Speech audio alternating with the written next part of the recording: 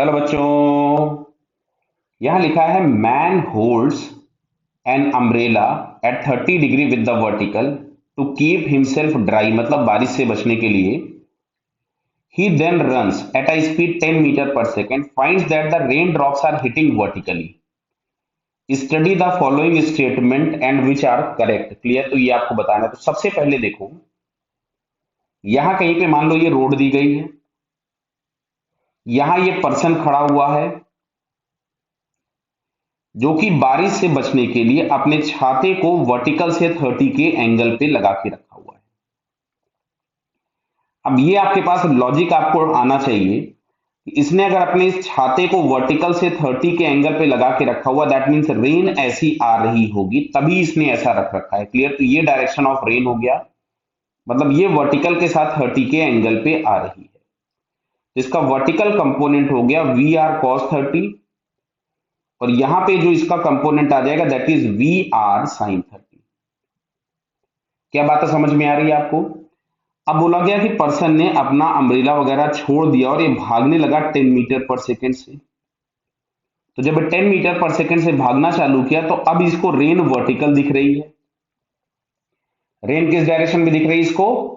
Vertical direction में दिखना चालू हो गई। क्या ये बात क्लियर हुई? देखो, यही हम लोगों के पास लिखा हुआ है कि 10 मीटर पर second find the rain drops are hitting vertically. Clear है? तो अब देखो, यहां से अगर मैं एक्चुअल वेलोसिटी ऑफ रेन लिखूं वी आर, मान लीजिए मैं इसको वेक्टर फॉर्म से पहले आपको समझा देता हूं, हालांकि बहुत ज्यादा जरूरत है नहीं आपको। वी आर साइन 30, मतलब ये हो गया v r by two i cap, और वी आर कॉस 30 मतलब v r root 3 by two j cap. और वेलोसिटी ऑफ द मैन जो हम लोगों के पास है वो आपके पास है 10 टाइम्स आई कैप जब उसने भागना चालू किया। और velocity of rain with respect to man अगर हम लोग निकालेंगे तो velocity of the rain minus velocity of the man. तो वेलोसिटी ऑफ द रेन हमारे पास दिया था v r by two i cap minus v r root 3 by two j cap, और यहां से आ जाएगा माइनस ऑफ 10 आई कैप बराबर। तो इन दोनों को अगर मैं एक साथ रखूं तो we r by two minus 10 times i cap, clear, and minus v r root 3 by two j cap. अब सुनना, देखो क्वेश्चन को, यहां पे दिया हुआ था कि जब ये 10 मीटर पर सेकेंड से भागना चालू कर दिया, he find that rain drops are hitting vertically, यानी अब उसका कोई हॉरिजॉन्टल कंपोनेंट नहीं दिख रहा है, मतलब ये वाला कंपोनेंट आपके पास जीरो हो गया।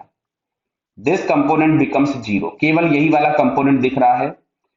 तो वी आर बाई टू बराबर हमारे पास कितना मिलेगा? 10। तो we R is equals to आ गया 20 मीटर पर सेकेंड, मतलब जो रेन की एक्चुअल वेलोसिटी है दैट इज 20 मीटर पर सेकेंड। क्लियर? बराबर है बेटा? तो अब इसमें लिखा है rain velocity of the rain with respect to earth is 20, तो एक तो ये हमारे पास बात सही हो गई। अच्छा, velocity of rain with respect to man, तो भागते हुए मैन को केवल ये दिख रहा है, भागते हुए मैन को केवल वर्टिकल कंपोनेंट दिख रहा है। तो velocity of the rain with respect to man अगर हम लोग बात करेंगे तो ये हम लोगों को मिलेगा v r root 3 by two. तो वी आर था 20 इंटू रूट 3 बाई टू, तो ये हमारे पास आ जाएगा 10 रूट 3 मीटर पर सेकेंड।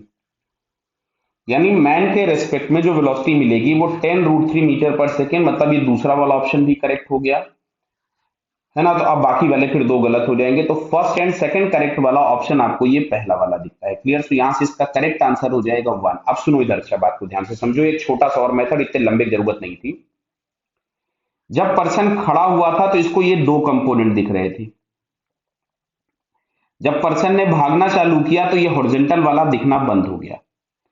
तो हॉरिजॉन्टल वाला दिखना बंद कब हो जाएगा? सुनो, जैसे एज्यूम करो एक ट्रेन सामने प्लेटफॉर्म से जा रही है, तुम प्लेटफॉर्म पे खड़े हो, तो ट्रेन में जो आदमी बैठा है वो तुमको जाता दिखेगा। अगर तुम ट्रेन के बराबर से ही चलना चालू कर दो तो वो तुमको आदमी रेस्ट पे दिखेगा, यानी जो भी इसका रेन का ये वाला कंपोनेंट था वो 10 मीटर पर सेकेंड के बराबर था। और रेन का ये कंपोनेंट कौन सा था? वी आर बाई टू था।